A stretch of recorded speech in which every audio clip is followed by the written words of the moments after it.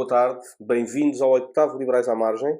Hoje trazemos uma edição especial de Natal com Lina Kulakova e Mauro Santos. Primeiro tema, Lina. Eu acho que é importante falarmos aqui da proposta da Iniciativa Liberal, Votos que Contam, que foi chumbada, infelizmente. Era uma proposta que propunha um círculo de compensação para os votos e, com isto, dava mais expressão aos partidos mais pequenos. Para além de dar mais expressão aos partidos mais pequenos, há outro tema, que é: há um conjunto de portugueses que exercem o seu direito de voto sem acreditarem minimamente que ele possa ter um peso. Sobretudo nos círculos mais pequenos, em que se elegem 2, 3, 4 deputados, muito facilmente todos os outros partidos que não os dois grandes partidos do Centrão podem ali eleger um deputado. E para terem noção desta discrepância, na legislatura que ainda decorre, o PS precisou de 19 mil votos para a eleição de um único deputado. A IEL, que está mais ou menos a meio desta tabela, necessitou de 34 mil votos para eleger cada deputado. E o PAN necessitou de 88 mil votos para eleger um deputado. Com esta proposta da criação de um círculo de compensação, o PS continuaria a ser beneficiado a necessitar de 22 mil votos para a eleição de cada deputado, precisando a IEL de 24, quase 25 mil votos, e o PAN a necessitar de 29 mil votos para eleger cada um dos seus deputados. Isto aumenta a sensação e o nível de representatividade dos representantes na Assembleia da República relativamente ao voto efetivo de cada português. Sim, nos círculos mais pequenos nós vemos também que acontece muito voto útil ou então muitos votos são desperdiçados. Com base nos números de 2022, cerca de 730 mil votos foram desperdiçados. Portanto, um círculo de compensação com 40 deputados permitiria eleger, até por exemplo ao Bloco de Esquerda, e aqui referente às legislativas de 2022, mais 5 deputados. Curiosamente, inclusive o Bloco de Esquerda votou contra.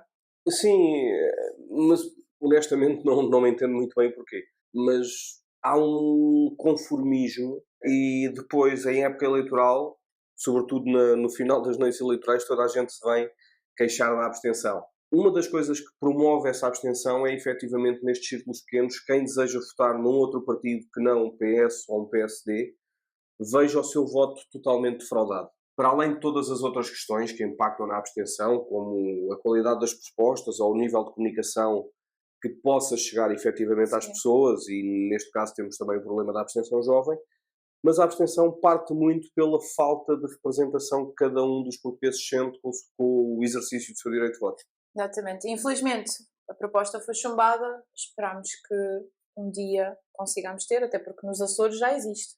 Sim, é que não estamos a falar de nada que seja rocket science, quer dizer, é um modelo que é aplicado nos Açores, que é território português, Exatamente. que constitucionalmente é possível, é tudo uma questão de haver vontade efetiva dos partidos em mudar o status quo. E por falar em propostas de iniciativa liberal, nós tivemos ainda mais uma proposta em deliberação esta semana, que mais uma vez foi chumbada com o voto contra do PS e do Bloco de Esquerda e com a abstenção do PCP e do LIVRE. Praticamente toda a esquerda é contra a promoção da literacia financeira nas escolas. A proposta da Iniciativa Liberal recomendava ao Governo para dar preponderância devida à literacia financeira em contexto escolar. E o comentário do deputado do PS, Pompeu Martins, deixou-me boquiaberta, confesso, porque ele alega que a educação financeira já faz parte do currículo das escolas. Ou seja, ele diz que a educação financeira já faz parte do currículo das escolas nos 2 ciclos do ensino básico e de forma opcional no ensino secundário. E diz também que Portugal está alinhado com a OCDE. E o mais estranho é que diz também que os estudantes portugueses obtiveram o 6º lugar no Programa Internacional de Avaliação de Estudantes, no PISA. Depois ainda, desculpa-se com a questão de que muitos municípios e entidades intermunicipais têm programas no âmbito da literacia financeira. Mas vamos a números. Em 2022, Portugal ficou em último lugar no ranking de literacia financeira dos 19 países da zona euro. É verdade que este ano os dados mais recentes e os cabeçalhos mais recentes já dizem que Portugal é o 13º país com maior nível de literacia financeira. Mas temos que analisar bem o que esse 13º lugar significa.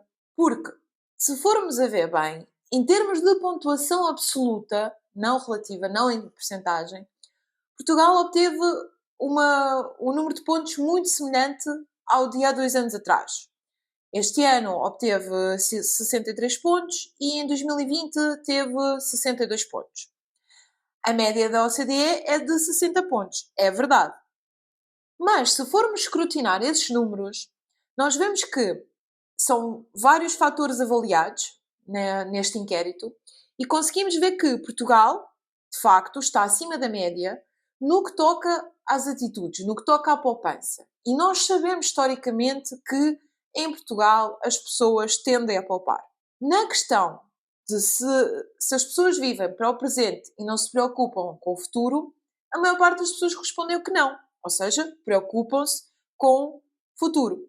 Para além disso, uma das melhores classificações que Portugal obteve, ficando em 11º lugar, foi na questão de dinheiro emprestado. Portanto, num problema pontual de rendimento insuficiente, 87% das pessoas diz que paga as contas a tempo e 97% das pessoas diz que não se mete em dinheiro emprestado. Ótimo.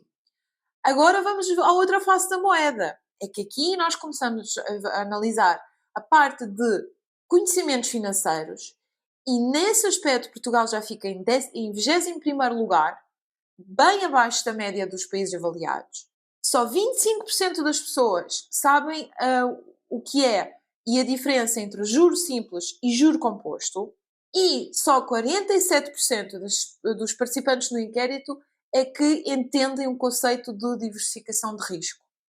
Ou seja, resumindo, os portugueses sabem guardar o dinheiro, sabem poupar, são responsáveis, mas depois não entendem nada no que toca ao juro simples, juro composto, taxas, impostos, diversificação de risco, investimento.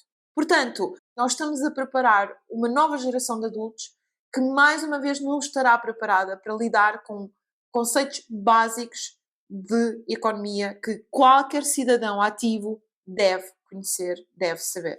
Sim, a mim ninguém me ensinou a preencher um IRS, ninguém me ensinou a ler uma FIN de crédito ou até a perceber de que forma é que cada um dos impostos é cobrado, o que é o princípio da consignação fiscal e a diferença entre um imposto e uma taxa, o que é poupança, o que é uma taxa de juro. E isto é importantíssimo. E não é importantíssimo politicamente. Isto é importantíssimo para que cada um daqueles jovens que aprendam estes conteúdos possam ser mais senhores da sua vida e tomar melhores decisões. E nós vemos isso agora, na altura em que as taxas de juros dispararam, quantidade de pessoas que já estavam no limiar do seu esforço, da sua taxa de esforço. Com taxas de juros negativas. Exatamente. Sim, mas eu percebo algum do receio da esquerda parlamentar relativamente à literacia financeira e, sobretudo, se for na aprendizagem também de alguns conceitos de economia. Porque esboroava-se o elan que tentam ter com algumas propostas que não fazem sentido nenhum a qualquer pessoa que saiba o mínimo de economia e de finanças. A tabulação de preços, esta visão da coisa pública como única forma de criação de riqueza. Quer dizer, sim. E então eu entendo os votos contra do PCP e do Bloco de Esquerda. Aqui custa-me um pouco mais o voto contra do PS, mas também a deriva do PS nos últimos anos, ideologicamente, tem sido o que temos visto, levando até à eleição de Pedro Nuno Santos e à mudança daqueles que eram os postos liberais do PS, que agora apoiam esta visão de Pedro Nuno Santos. No seguimento desse voto, tivemos também esta semana um voto de um projeto de lei que visa a proibição das práticas de reconversão sexual. Basicamente, isto são práticas que misturam o charlatanismo com o misticismo e com maus tratos, é o que é, que visam, de alguma forma, alterar aquilo que é a identidade sexual de um indivíduo. Tudo isto é errado, é incorreto, no século XXI não faz sentido. E eu, quando vi o voto contra do Chega, achei natural, porque nunca ninguém percebe muito bem o que é o Chega, aquilo é um conjunto de nonsense político, mas ver o voto contra do PSD, aos dias de hoje, fez muita confusão. Sim. Vamos para as prendas? Então, está na hora de oferecermos prendas de Natal. Primeira prenda, Lina. Olha, eu quero começar por oferecer um pouco de vergonha ao Manuel Pizarro, que esta semana veio elogiar a situação do SNS, dizendo que está muito melhor porque só temos 33 urgências fechadas. Uma delas, a Via Verde AVC no Hospital Garcia de Horta. Por isso, na sequência do bacalhau à Brás da doutora Graça Freitas na pandemia, cortem nos fritos que pode não correr bem. Sem dúvida. E depois ainda, se formos lembrando das célebres frases do Pizarro que culpava os utentes por causa da falência do SNS e das urgências, acho que um pingo de vergonha não lhe ficava nada mal. Sim, sem dúvida. Aos órgãos de comunicação social vamos oferecer seriedade porque, sobretudo, este acontecimento foi na CNN, em que tivemos o Hugo Soares a pedir 2 vezes para corrigir um painel, um rodapé, ele estava presente no painel, para corrigir um rodapé com uma transcrição de uma frase que não tinha existido. Exatamente. E isto não pode acontecer. Não pode acontecer. Não se podem fazer citações de coisas que as pessoas não disseram. O Hugo Soares esteve muitíssimo bem nesse momento, mas é que nós vemos isto ser repetido neste órgão de comunicação social ou naquele, uma frase tirada de contexto, uma que não se coloca à conclusão e que de repente transforma-se água em vinho. Sim. Do nada, pronto. Ao André Ventura, eu gostava de oferecer uma bússola. Claramente ele precisa de uma. Porque, para além de toda a desorientação programática que é o Chega, que consegue misturar políticas identitárias de um nacionalismo exacerbado da extrema-direita com políticas económicas que poderiam andar de braço dado com o PCP, agora é a incoerência de nós queremos estar num governo do PSD, mas estamos dispostos a chumbar um governo do PSD. Então, mas só está disposto a lá estar se houver umas cadeirinhas. E sim, é esta afinal, desorientação. existe algum alinhamento com o PSD ou a possibilidade de governar com o PSD, ou ele é completamente contra e quer chumbar tudo? Claramente está um pouco desorientado. Ao Nuno Melo eu gostava de oferecer umas molduras, isto no seguimento aqui da Aliança Democrática anunciada pelo Nuno Melo e Luís Montenegro, em que o Nuno Melo disse que não fez convites a ninguém para integrar as listas. Isto no seguimento de toda a conversa que havia de uma possível coligação e da questão do PSD ter os votos e o CDS ter quadros, parece que os quadros não estão a ser aproveitados, talvez precisem de umas molduras para ficarem mais à vista, pendurados numa bela parede. Acho que poderíamos oferecer uma calculadora ao Luís Montenegro, porque claramente aqui com o método DONT e contas para trás e para a frente, tentar perceber como é que se conseguiria chegar a um resultado melhor, eu acho que uma calculadora poderia fazer falta. Podia fazer falta, sobretudo, porque acelerava aqui o processo das contas e permitia que o PSD começasse a preocupar-se com política. Sim, exatamente. Sobretudo também começar a falar em propostas e deixar aqui Agora, vamos oferecer aqui 2 livros. À Mariana Mortágua eu queria oferecer o livro do Código da Estrada, porque é a única obra literária que eu encontro que se aproxime do número de proibido ou obrigatório que se encontra nos programas de governo do Bloco de Esquerda. O Bloco de Esquerda é o partido das proibições e das obrigações. Acreditem um bocadinho mais nos portugueses e no seu livre-arbítrio. É só isso que desejamos. E o Paulo Raimundo certamente vai beneficiar de um livro de economia para totós, especialmente depois da interpretação dele da inflação, da qual já falámos no nosso último episódio. Eu acho que ele precisaria de um livrozinho que conseguisse mastigar bem a matéria da economia. Só há aqui um risco para o PCP, é que se o Paulo Raimundo ler e entender o livro, provavelmente demite-se de secretário-geral do PCP. Sem dúvida. E o Pedro Nuno Santos? Eu acho que Pedro Nuno Santos precisa de um programa de governo, porque do que temos visto das intervenções do Pedro Nuno Santos, há 2 temas. Ai que vem aí o Chega, ai os malandros do Passos Coelho, e eu sou o tipo que tem coragem e que faz. Só que ainda ninguém percebeu o que é que Pedro Nuno Santos quer fazer. Nada. Sim. Não há uma ideia.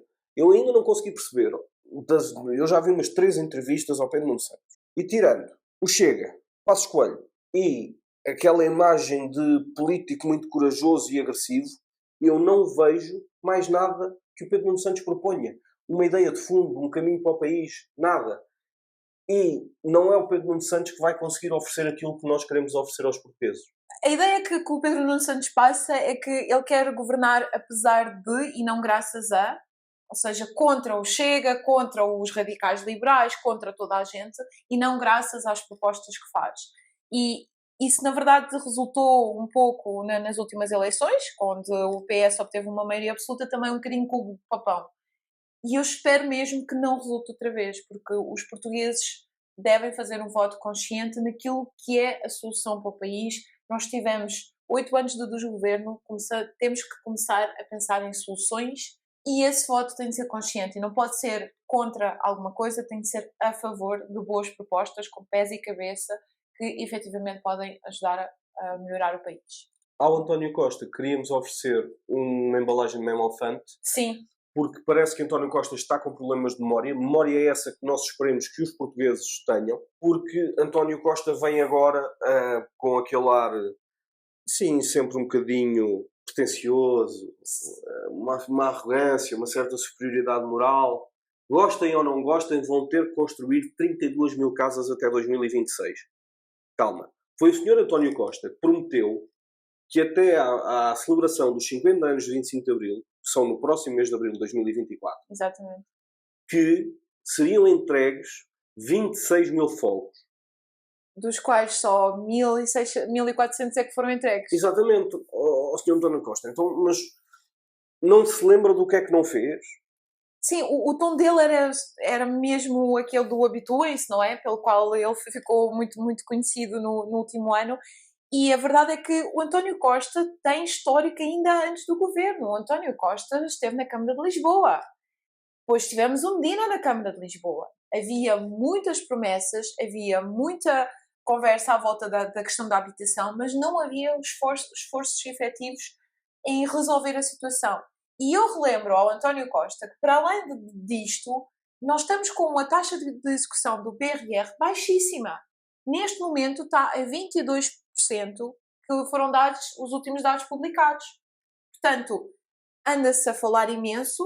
No pacote mais habitação, que na verdade não era mais habitação para ninguém, também havia super propostas que iriam resolver tudo, mas a verdade é que em todos os anos que o António Costa teve a real capacidade de apresentar e fazer alguma coisa, nós não vimos melhorias. A única proposta séria que eu acho que António Costa fez relativamente ao tema foi ter ido à Comissão Europeia pedir que o PRR fosse intemporal, digamos assim. Sim. Porque é o único momento em que ele fala a verdade e em que diz eu não sou capaz de executar isto.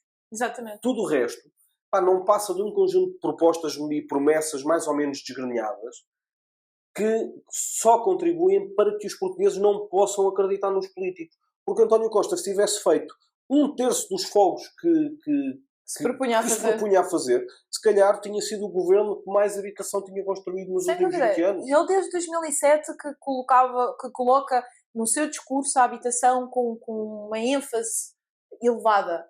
E desde 2007 que anda a falhar aos portugueses com isso. E por isso ele claramente não... Eu acho que aqui a jogada, mais uma vez, e já vimos essa jogada muitas vezes no PS, que é, nós tivemos aqui este tempo e nós tivemos boas intenções, mas agora é o PSD que tem que executar e é bom que executem, porque senão vamos ainda passar mais 10 anos a falar disso. Sim, mas o António Costa é um bocadinho aquele primo gordo que toda a gente tem, que diz que é dia 1 de janeiro é que vai para o ginásio. Mas ele já anda a dizer isto desde 1995. Não há paciência. Uma caixinha de Memofante para o António Costa. E por fim, acho que devemos também oferecer qualquer coisa a todos os portugueses. Aos portugueses oferecer aquilo que o PS, infelizmente, mais degradou no espaço público português, a esperança. E a Iniciativa Liberal está a fazê-lo de forma corajosa ao não aceitar coligar-se.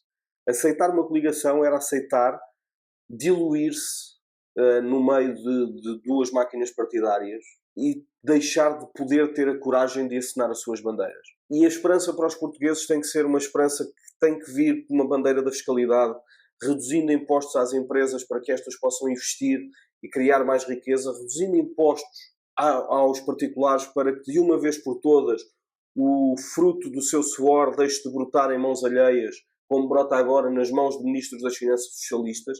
É uma visão de desburocratização do Estado que permita que as pessoas que tenham vontade consigam fazer as coisas. É olhar para a saúde e as pessoas sentirem-se confortáveis e com a possibilidade de terem acesso a serviços de saúde. é olhar para a educação e fazer as pessoas acreditarem que o espaço da escola é um espaço de construir oportunidades, de criar condições para que sejamos melhores e mais capazes no dia a seguir. E é esta esperança que o PS destruiu que caberá com toda a certeza à iniciativa liberal devolver aos portugueses. Passado este tempo todo do desgoverno do Partido Socialista, já sempre existiu, mas há ainda uma maior separação entre aquilo que é a sociedade e os políticos, e não existe sequer confiança nos políticos. E acho que as últimas sondagens também demonstram claramente isso. Não existe confiança de que os políticos vão executar as suas propostas, porque nós vimos palavras muito bonitas, montes de apresentações, o PS andou a circular pelo país com panos de fundo muito bonitos e apresentações preparadas, mas que na verdade nós estamos com todos os sistemas degradados. Nós não temos saúde, não temos educação. Ainda a semana passada foi o último dia do ano letivo e continuavam 40 mil alunos, 100 aluno pelo menos a uma disciplina. Sem professor. Sem professora pelo menos que uma disciplina. Questão essa que se vai agudizar em janeiro porque vão entrar mais uns quantos professores para a reforma. Já deixa de ser entendível como é que é possível sequer pessoas que andaram sucessivamente nos governos e nos executivos do Partido Socialista nos últimos 8 anos terem a cara de conseguir vir a público prometer o que é que seja. Eu acho que a única coisa que nos falta neste período agora de campanha vai ser Manuel Pizarro a vir colocar a primeira pedra do Hospital do Seixal. É a única coisa que nos falta.